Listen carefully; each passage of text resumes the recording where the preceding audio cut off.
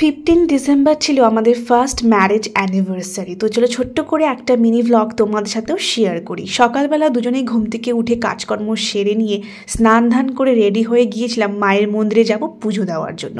ওদিকে দেখো আমার মাও চলে এসছে, যেহেতু প্রোগ্রামটা আমাদের বাড়িতেই হবে তো মাকে বলেছিলাম একটু তাড়াতাড়ি চলে আসতে, যাতে হাতে হাতে একটু কাজ করে দিতে পারে। বিয়ের আগের দিন রাত্রে আমি যেমন মেহেন্দি পরেছিলাম ঠিক সেই বান্ধবীকেই আমি কিন্তু এবারও বুকিং নিয়েছিলাম অ্যানিভার্সারি আগের দিন মেহেন্দি পরিয়ে দেওয়ার জন্য।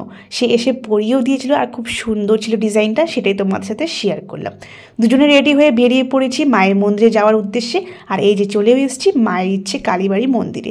তো পুজো দেওয়ার জন্য যে সমস্ত সামগ্রিক লাগবে, এই ফুল, বেলপাতা, সিঁদুর, আলতা সমস্তটা কিনে নিয়ে এখন চলে এলাম মায়ের মন্দিরে পুজো দেওয়ার জন্য। আর এখানে আমি যেই শাড়িটা পরে রয়েছি ও যে পাঞ্জাবিটা পরে রয়েছে দেখতে পাচ্ছ, সেটা কিন্তু আমাদের আশীর্বাদের জামা কাপড়। মানে ঠিক 1 বছর আগে আমরা এই ড্রেস পরেই কিন্তু আশীর্বাদে বসেছিলাম। তো এই জামা কাপড় পরেই আজকে আমরা এসেছি মায়ের মন্দিরে পুজো দেওয়ার জন্য। মায়ের মন্দিরে আসলে না, পুজো দিলেই না কেন যেন সমস্ত দুঃখ কষ্ট যেন দূর হয়ে যায়। তাই আমাদের বিবাহবার্ষিকীর দিনটা শুরু করেছিলাম মায়ের পুজো দিয়ে। মন ভরে পুজো দেওয়ার পর এখান থেকে বেরিয়ে ঠিক উল্টো পাশে যে ফুলের দোকানগুলো রয়েছে সেখানে এসেছিলাম কিছু ফুল নেওয়ার জন্য। তো এখান থেকে দুটো রোজ প্যাকিং করিয়ে নিয়ে যাওয়ার পথে ছিল আরও বেশ কিছু কাজ, যেরকম যেখানটায় আমি অ্যানিভার্সারি কেকটা অর্ডার দিয়েছিলাম সেখান থেকে কেকটা আমি নিয়ে আসতে গিয়েছিলাম দুজন মিলে। তারপরে এসেছিলাম একটা মিষ্টি দোকানে, সেখান থেকে বেশ কিছু মিষ্টি আর দই নিয়ে চলে আসি সেটা বাড়িতে এসে সবার ফার্স্ট আমি কেকটা একটু চেক করে নিয়েছিলাম, কারণ এত কিছু ধরে আমি পেছনে বসেছিলাম, ভাবলাম কেকটাই না নষ্ট হয়ে যায়, বাট এটা না একদম ঠিকঠাক ছিল। কেকটা দেখতে খুবই সুন্দর ছিল। এদিকে দুজনে ফ্রেশ হয়ে গিয়েছিলাম, কারণ সকাল থেকে কিচ্ছু খাইনি, তখন বাজে অলমোস্ট 1:30টার ওপরে। দুজনেই ফ্রেশ হয়ে গেছি খাওয়া দাওয়া করবো বলে। ওদিকে জোর কদমে চলছে রান্নাবান্না, বড়দি ছোটদি আমার মা মিলে করছে রান্নাবান্নার দিকে আয়োজন। আর এদিকে আমার শাশুড়ি কিছু টুকটাক কাটাকাটি করছিল। আর আমি কিন্তু বাড়িতে আসার পর বেশ অনেক কাজ করে দিয়েছিলাম, যেগুলো ভিডিও কেউ নেয়ও নি, তাই এখানে আর দেওয়াও হচ্ছে না। যাই হোক, খাওয়া দাওয়া কমপ্লিট করে নিয়ে ইভিনিংয়ের পর দুজন মিলে আমরা বসেছিলাম রুমটাকে ডেকোরেশন করব ছোট্ট করে।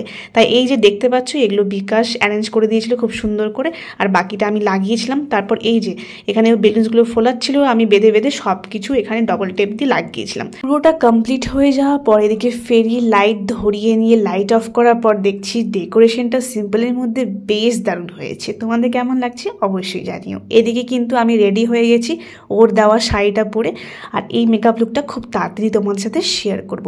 এদিকে আমার কর্তামশাইও রেডি হয়ে গেছে আমার দেওয়া ব্লেজারটা পরে। রাত্রি বাজে 8টার ওপরে। ওদিকে সবার রান্নাবান্না কমপ্লিট হয়ে গিয়েছে, আর এদিকে আমাদের রুমটা ডেকোরেশন হয়ে গিয়েও আমাদের সাজগোজ কমপ্লিট হয়ে গেছে। তো ভাবলাম কেকটা এবার ডেকোরেশন করি সুন্দর করে। তো টেবিলে খুব সুন্দর করে এটাকে বসিয়ে দিয়ে আমি যে দুটো রোজ এনেছিলাম তার মধ্যে একটা রোজ আমি আমার চুলে লাগিয়েছিলাম, আরেকটা রোজের যে প্যাটেলসগুলো রয়েছে সেগুলো খুলে খুলে নিয়ে আমি কেকের চারপাশে এভাবে ছড়িয়ে দিয়েছিলাম, যাতে দেখতে একটু সুন্দর লাগে। আমাদের অ্যানিভার্সারি ডেকোরেশনটা করেছিলাম আমাদের বেডরুমের ঠিক একটা পাশে। এরপর স্টার্ট হয়ে যায় আমাদের first marriage anniversary cake cutting. সত্যি কথা বলতে একটা বছর যে আমরা কিভাবে একে অপরের সাথে কাটিয়ে দিলাম কিছুই বুঝতে পারলাম না।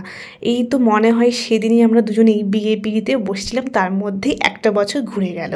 যাই হোক, সময়কে তো আমরা কেউ ধরে রাখতে পারবো না, খুব তাড়াতাড়ি দিনগুলো চলে যাচ্ছে।